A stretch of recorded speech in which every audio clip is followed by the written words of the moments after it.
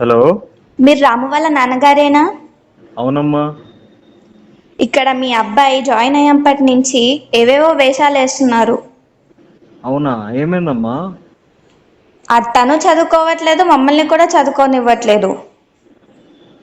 ఇక్కడ పూలు తెచ్చి ఏవేవో శుద్ర పూజలు చేస్తున్నాడు, చేతబడి చేస్తున్నాడు. అయ్యో, నేను ఒకసారి మాట్లాడతానమ్మా. సరే అండి. సరే అమ్మా.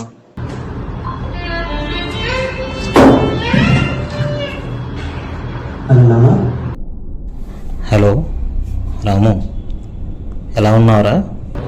బాగున్నా. అమ్మాయి ఉంది? అమ్మ బాగానే ఉంది. నిన్న ఒక అమ్మాయి ఫోన్ చేసిందిరా, నీ క్లాస్మేట్ అంట. తను ఏం చెప్పిందంటే నువ్వు చదువుకోకుండా టైంపాస్ చేస్తున్నావు అని చెప్పింది. ఒకటి చెప్తున్నాను వినరాము, మన జీవితాలు అంతంత మాత్రమే. మొన్ననే నష్టాలు వచ్చాయి, పంటలు సరిగ్గా పండట్లేదురా. నీకు డబ్బులు కూడా అప్పు చేసి మరీ పంపిస్తున్నాను. కష్టం తెలియకూడదని చెప్పి మట్టికి విసుక్కునే పని కూడా నీ చేత చేయించకుండా అక్కడికి పంపించాను చదువుకి. నువ్వు ఇలా చేస్తే మా బతికేమైపోవాలిరా. ఒకటి ఆలోచించరాము, పోయినసారి పంటలో నష్టం వస్తే ఈ బాబాయ్ చనిపోయారు. ఈసారి నేను కూడా అదే నిర్ణయం తీసుకోవాలనుకున్నాను, కానీ నీ గురించి ఆలోచించాను. నా కొడుకు ఒకడు ఉన్నాడు, నేను ఆలోచించి నేను ఆ నిర్ణయం తీసుకోలేకపోయాను. చదువుకొని ప్రయోజకుడు అవ్వాలని కోరుకుంటున్నాను రా నాన్న. జాగ్రత్త రా నాన్న. అమ్మ కూడా నిన్ను బాగా తలుచుకుంటుంది. నువ్వు ఎన్నోసార్లు రావాలని కోరుకున్నాను, కానీ చదువు ఎక్కడ ఆపేసుకుంటావు, దృష్టి మళ్ళించుకుంటావోనని భయంతో పిలవలేదు.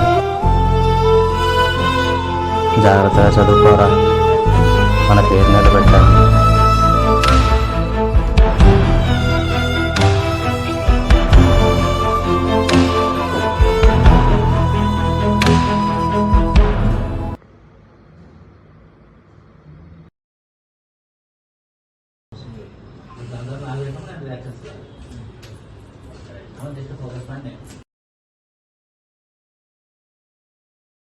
సార్, నిన్న వచ్చిన రాము మొత్తం రూమ్ మొత్తం నచ్చరచ్చ చేస్తున్నాడు సార్. వాడే చదువుకోవట్లేదు, మమ్మల్ని కూడా చదువుకోనివ్వట్లేదు. మీరు యాక్షన్ తీసుకుంటారా లేదా మమ్మల్ని యాక్షన్ తీసుకోమంటారా? ఓకే సార్, సరే. మీరు ఎంత తొందరగా అయితే అంత తొందరగా చూడండి సార్. ఓకే, వెళ్తున్నాను సార్. రాము, ఒకసారి రా లోపలికి.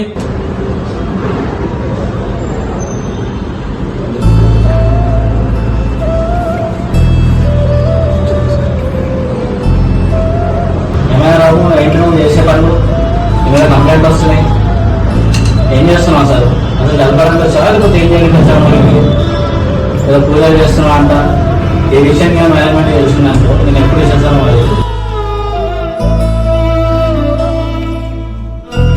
ఒకటి ఆలోచించరాము, పోయినసారి పంటలో నష్టం వస్తే మీ బాబాయ్ చనిపోయారు. ఈసారి నేను కూడా అదే నిర్ణయం తీసుకోవాలనుకున్నాను, కానీ నీ గురించి ఆలోచించాను.